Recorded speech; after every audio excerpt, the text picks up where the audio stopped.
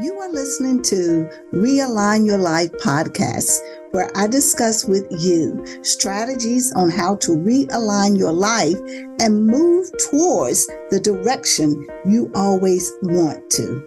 I am Vivian, the host of this podcast, and every week I will bring value on how to improve and realign your life either through a guest or my thoughts. I can't wait to share what we have this week. It's time to realign your life. Well, welcome back to Realign Your Life. And today we are blessed to be discussing career development and finding your passion. I know that is something that many of you have been looking for and searching for is how can I still be in my job and really find out what it is that I am ordained and I am purposed to be here on this earth. Well, I am so excited to share with you today that we have a guest with us, and she is a good friend and a colleague, none other than the wonderful, magnificent, and knowledgeable Kim Levings. Welcome, Kim. Hi, Vivian. Wow, what an introduction. I'm blessed to be here, sister. And for those of you listening, I hope that whatever we discuss today will be a blessing in your life. So thank you. I am absolutely sure that it's going to be a blessing, Kim, because you are so gifted and you have so much to share. And I guess that many of you recognize that Kim has just a little bit of an accent there. And it is not from South Carolina, but it is a Southern accent. Right. So Kim originally hails from South Africa. Correct. And that is one of the places in the world that I am looking forward to traveling to, Kim. So yes. You're going to have to give me all of the ins and outs of where to go and what to do when I get to South Africa. But Kim and I met about 3 years ago. Has it been 2.5 years ago? 3 years. Our third year this year together, right? Yes. I'm telling you how time flies when you're having fun. And it also flies when you're not having fun. So we're going to talk about that a little bit today and see how we can recapture all of that time and really walk in what God has called us to do. But Kim is a gifted speaker. She's an author. She has worked in major corporations with training leaders and executives. And today, Kim is going to walk us through some strategies that we can use in our lives on how to really work in our career, still be in a career, and really find out what our passions are all about. And if you remember, in one of our podcasts, we have talked about you do not have to leave what you're already doing and be able to realign your life. So, Kim, let's get started. Are you ready? Yes, I'm ready. All right. So, one of the questions that I would like to ask you, Kim, is how did you discover your own career path and what were some of the challenges that you faced along the way? Because I know that a lot of our listeners are in that predicament today. Yes. You know, I often say that we fall into our careers at first, right? You just fall into something, whether it's engineered by your college degree or dictated by your friends or family, or we start somewhere. And it's only after we've started that it takes a few years for us to figure out, all right, what's next? You know, am I doing the right thing? I know so many people who get college degrees and then end up doing something completely different as well. That is so true. I know. So, you know, my own story is way too long to go into, but I will say this, that I made a mess of my life. So those that you who are interested in my original story, it's in a book called Alive to Thrive, which I'll tell you about. But I suffered from terrible depression as a teenager as a result of some trauma. And it was actually after my second suicide attempt that God got my attention and said, I'm not done with you. And he said, I have something that you are going to do. And that was the beginning of this birthing in me. And ever since I was a child, I recognized my gifts and strengths, but I had been using them in the wrong way. And then I discovered my passion for training and equipping and developing people. And I was young. I was in my 20s when I stumbled into that passion and literally stumbled into it. So I was fortunate that I discovered it at an early age. But then you go in different directions. And here's something that I've always believed is that, and I mentioned this, sorry, I'm going to try not to popcorn. Let me keep this succinct. You discover your passion when you're so good at something that other people tell you you're good at. And you're like, aren't all people like that? Doesn't everybody know how to do that? It's like you're almost sort of unconsciously competent. You just do it, that you're good at it. That's normally a clue into your gifts. And if life is a crank and grind every day, then you're probably not where you should be serving. And It's about finding the right place. And that's what I always say, Kim, is whatever makes your heart sing. It's whatever that puts a pep in your step. That's where your passion is. And I am so glad that you brought that up, that people are often telling you that you're so good at this or you're so wonderful. And then that self-doubt creeps in for you. And, and like you're saying, well, everybody does this. I don't think that I'm that great at that. But I would ask you, what advice would you give someone who is seeking to really identify what their passion is and that they're really struggling with that? Right. It was a struggle for me. Yeah, that's a great question, because what you also mentioned something very important. And as I said, we're just scratching the surface here. But when you say, I'm really good at something, I can say that's a clue. That's not necessarily your passion. That's a clue regarding your gifting and your talents. And sometimes you end up using your gifts and talents in the wrong place. So you're doing what you're good at. And, Jim Collins said, good is the enemy of great. It's when you're able to use your gifts and talents in an area where your passion resides, where your heart sings, then you're at that point of being great and truly discovering your passion. But what you said about putting a pep in your step is so important. I realized this myself a while ago. I was driving home after training a group of managers, and I'd been with them in the training room all day. And I was driving home with, the rolled up flip charts with all their work on that I was going to type up for them. And I was on a complete high. I mean, the dopamine was off the charts. I was just absolutely jived. And I'm like, this is what I was born to do. And those moments are rare. And you think, well, how can I do more of that? And that's when you start to re-engineer your life. So I also say it's important to bloom where you planted. So don't just, up and throw the cards out the table. If you're in a secure job right now, and especially if you're providing for your family, you want to start this exploration where you are without quitting, without, suddenly becoming a bad employee and becoming disgruntled. That's certainly not the way to bloom where you're planted. But you can start this internal exploration of what are my gifts and passions and where should I be serving? And then, of course, seek the Lord, but we know that.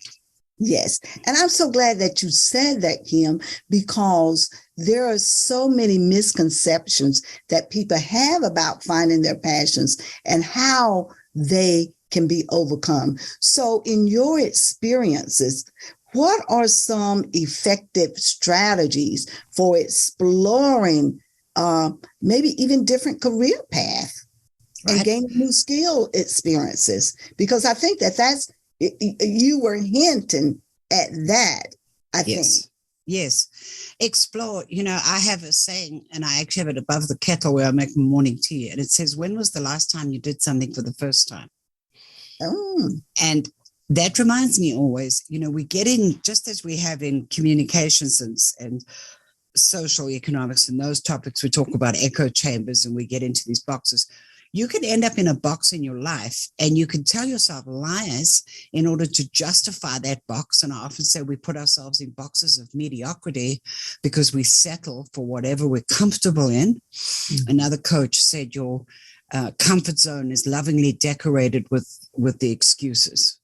All your excuses are the artwork on the wall of your comfort zone. So we get into these little boxes of mediocrity, and we just go through life, but we complain. The only way to do that is to get outside of the box, and you can volunteer. You can take a class. You can dabble. Years ago, I joke about the fact that I grew up always saying I wasn't creative. I couldn't do anything creative. And I was 55 years old, and my daughter and I were on vacation, and she wanted to go one of these pottery places where you paint and then they bake the pottery for you. I can't think of the name of it now. I painted a plate. It was the first time in my life I had ever picked up a paintbrush. And I just painted this little sprig of flowers. And the woman in the studio said, "Wow, this is excellent." And my daughter said it's the first time she's ever picked up a paintbrush. Yeah. So that plate now is glazed and it hangs on the wall. But I went on and I continued to paint and craft and discover a whole creative side of me.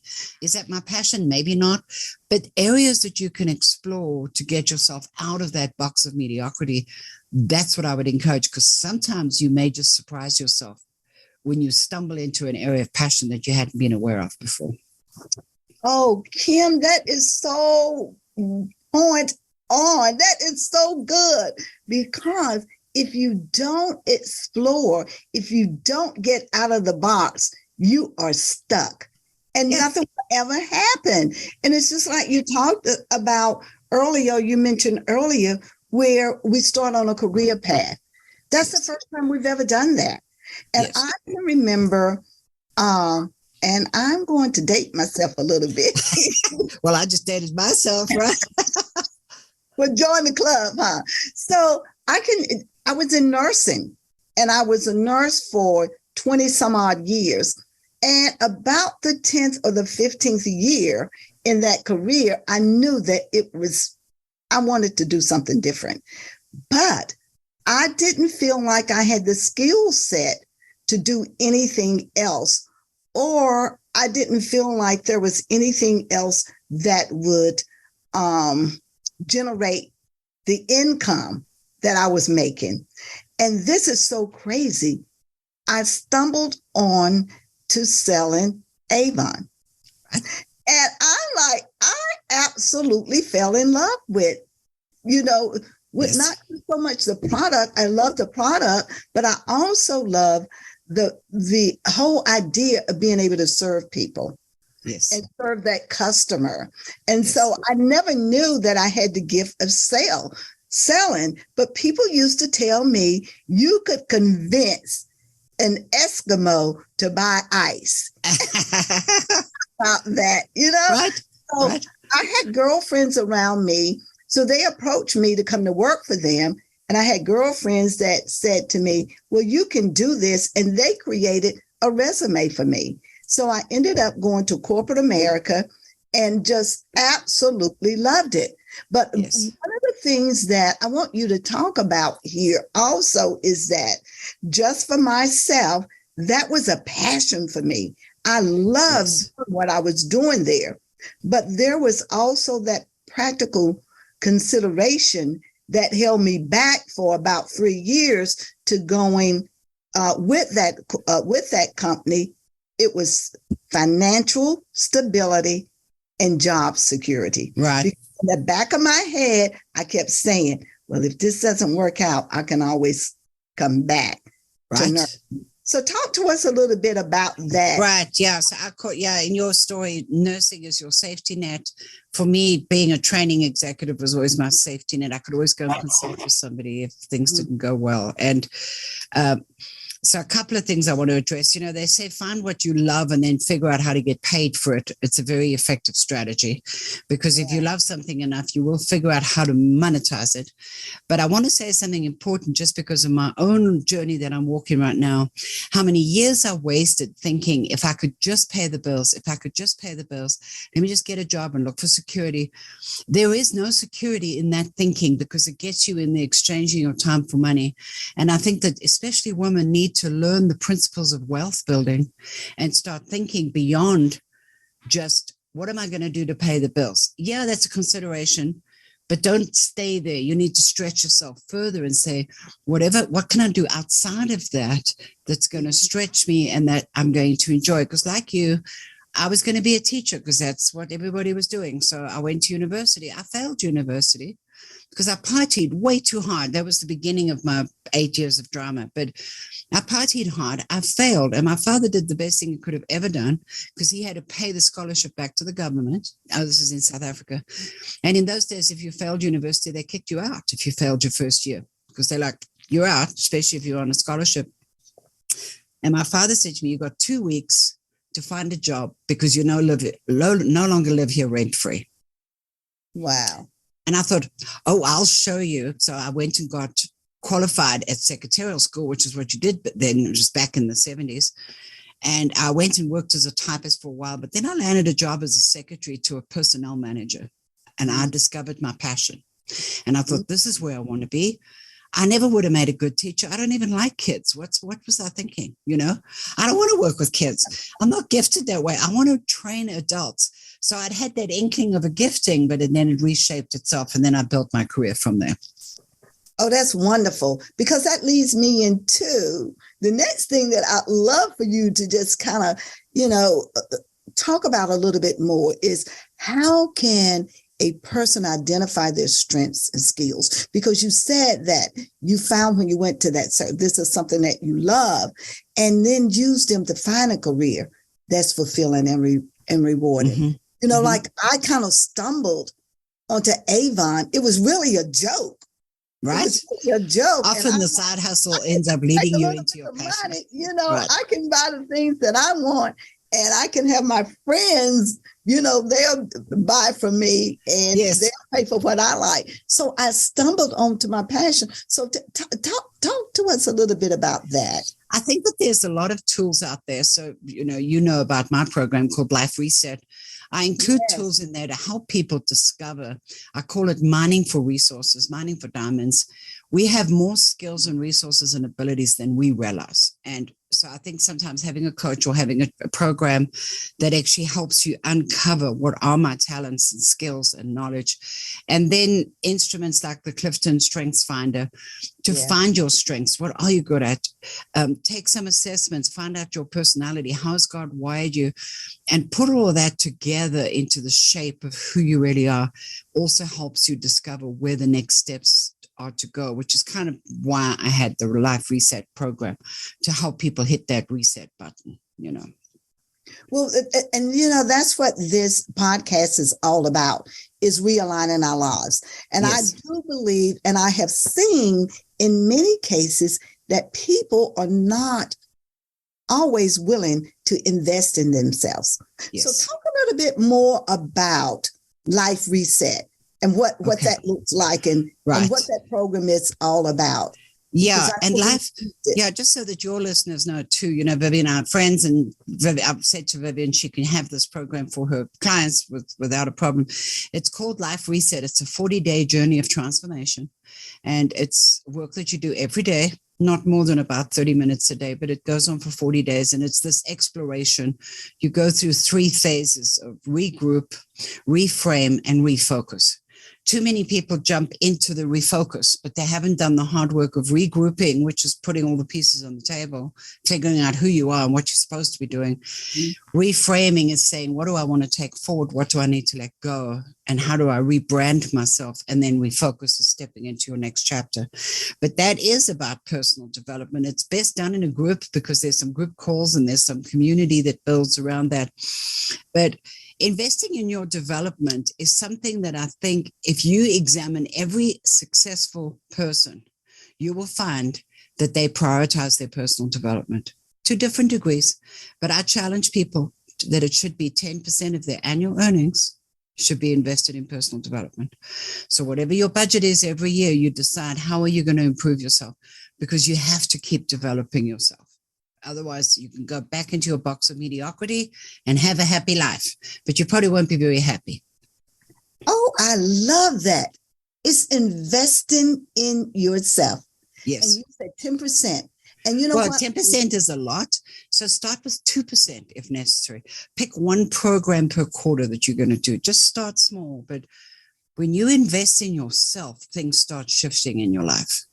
God will bless that. But Kim, when we talk about 10%, that I really love that, because that we as believers, that's what we believe as far as tithing goes. Exactly. You know, giving back 10%. And you know what my mom used to say to me? If you have $100 and if you can't make it off of $90, $10 is not going to make that big of a difference. Right. And I know it will with some people, but that $10 is an investment.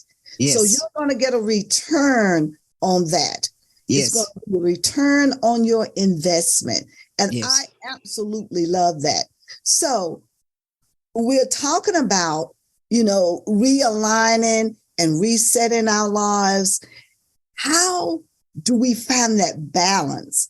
How do we find that balance in pursuing your passions with practical realities, right. and of making a living and paying the bills?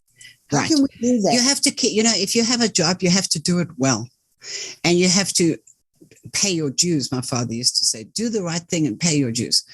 You know, show up every day, because you cannot succeed and be a successful person in life if you're a lousy employee. So to be a really good leader of your life, you need to be a good follower. So I think start there, but it's about making extra time. There's two things that people always tell me they don't have: time and money. And if you look at it, everybody has the same amount of time. How is it that some people are able to make a great success of their life? They have the same amount of time that you do. So it's more about what are you doing with your time. So also in Life Reset, I have an exercise where people actually examine what they are spending their time on. And you will find the time for development. It just takes a sacrifice. Zig Ziglar used to say, you know, successful people do what other people don't want to do. That's why they're successful. Exactly. Exactly. And, yes. you know, and that takes a lot of self-discipline. Oh, and yes. As you're talking about, be the best that you can while you're on your job, I'm reminded that we are supposed to do our work as to the Lord. Unto the Lord. Yes. And so that gets back to your personal branding. And that plays a huge part in your success and in your career development. So talk to us about that. And how can someone establish and maintain a strong personal brand? Right. It's so important, Vivian, because, you know, we talk about our social networks, and I'm not talking about Facebook and Instagram. I'm talking about your social capital. Another exercise that's in the Reset program is to look at your circles of influence and how many people do you have in your arena of life, and building strong relationships with previous employers is a critical leverage to whatever comes next in your career. So I'm still friends and have the respect of all of my bosses because I never slammed doors. I always worked well where I was, so that when it was time to move on, they would support my next move. I would say, hey, I'm moving up, I'm moving out.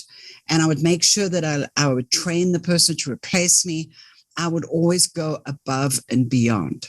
Because if you just meet minimum standard, then you're living a minimum wage life. And if you want to go above and beyond, you need to go above and beyond. Ooh, powerful, powerful words. Powerful advice there, Kim. I love that. Because as I meet a lot of people, Vivian, who have this minimum wage mindset.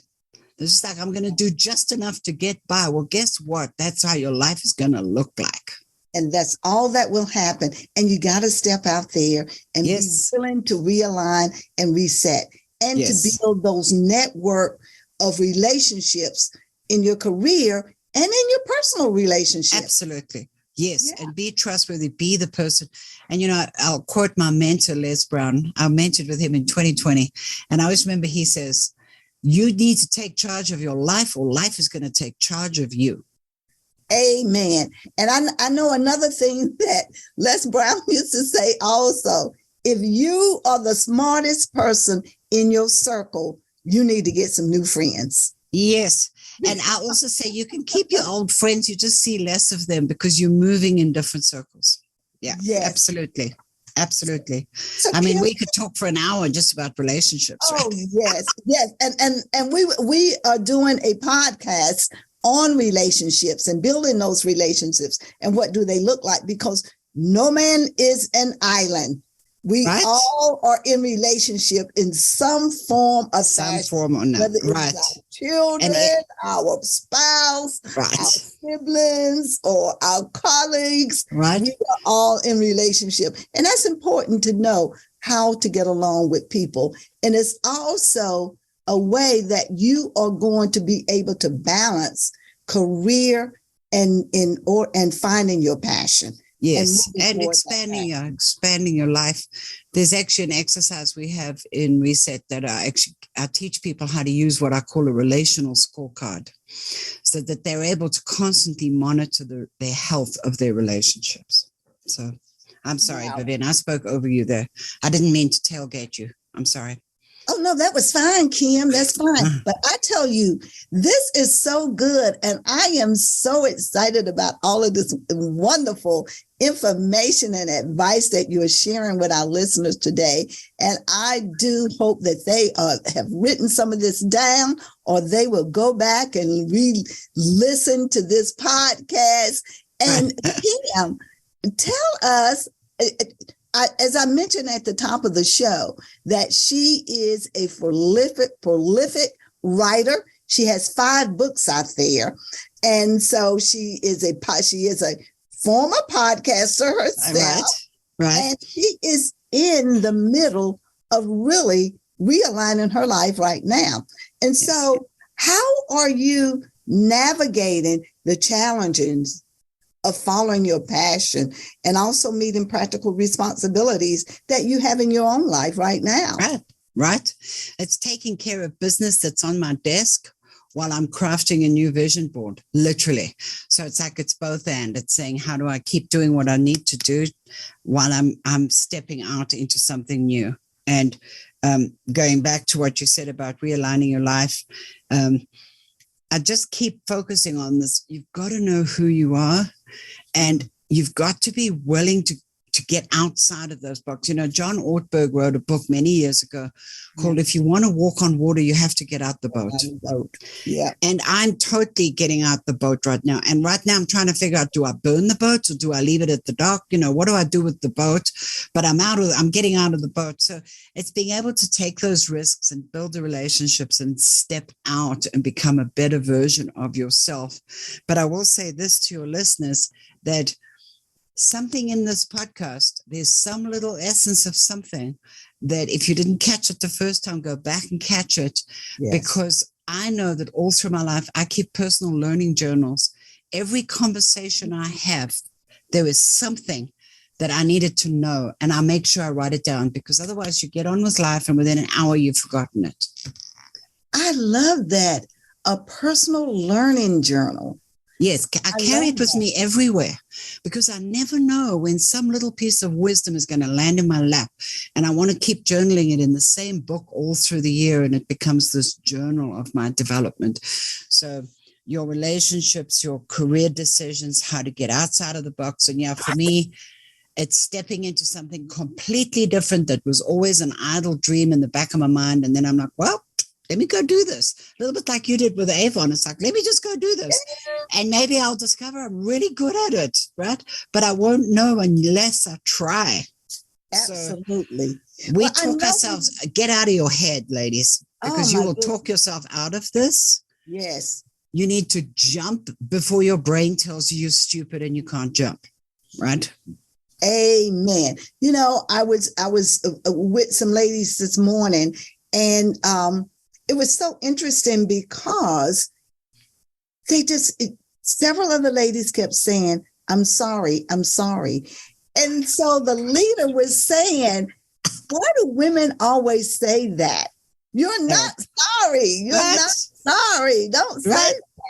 Yeah, stop apologizing. Well, one thing I will mention, Vivian, is you may know this, that at the core of my coaching is a neuroscientific construct of coaching. And I help women train their brains to new thought shifts. And one of the patterns that I'm able to measure in the diagnostic I use is called the need for reassurance. And the lie behind it is I need everybody else to be okay with me in order for me to feel okay about myself. And that is a lie, and it gets lodged in our subconscious brain, and it drives that I'm overly apologetic. I will put my own needs aside all the time. And that kind of behavior, you can change that. If you don't like the landscape of your life, it's time to rethink yourself, because wherever you go, there you are. So you're going to take the same weird, funky stuff that you're believing. You're going to take it with you wherever you go. So sometimes I'll say to trainees, have you ever thought that maybe you're the problem? Ooh. Because people will change relationships, they'll change jobs, they'll even change cities. They'll keep moving, they'll keep making changes because they're trying to fix something, but whatever's wrong is within them. So wherever they go, the same patterns keep repeating, which is why I say you need to rethink you and do this life reset on yourself. That's not like that definition of insanity. Yes. Same thing over and over again and thinking that you're going to get different results. Right? Gosh, we could talk all day. I know we're out of time. Us today on realigning your life, we will have to have you back, because I know that we're going to be flooded with questions and people are going to want to know more and more. So Kim, would you share with us how we can reach you and how people can get in touch with you? Sure. So my website is easy. It's just kimlevings.com. But you'll find all kinds of stuff on there, so you may get a little lost. If you're interested in reset, the website is liferesetin40days.com. But the 40 is 40. So liferesetin40days.com. And then you can look me up on Amazon. I published a book last year called Practically Imperfect in Every Way, Walking in the Armor of God. So it's particularly for believing women to let go of the pursuit of perfection. So that's what that's about. Well, thank you so much, Kim. You have helped myself included on how we can really work on career development and finding our passions as we realign our life. So listeners, thank you, Vivian. Make sure that you reach out to Kim, and that's Kim Levings, and that's Levings. Is that correct, Kim? Yes, Kim Levings. Mm-hmm. .com. So go there and get all of this information. And if you're interested in the Reset Workshop, please reach out to either myself or Kim, and we will get you going. Yes. Once again, I thank you for listening and tuning in today. I am so excited about what we are doing on this journey of realigning our lives. So I look forward to seeing you again next week. And in the meantime, take care. I hope you enjoyed this episode. The best gift that you could give me is to share this podcast with family and friends. And don't forget to review it. That way, this podcast will grow organically.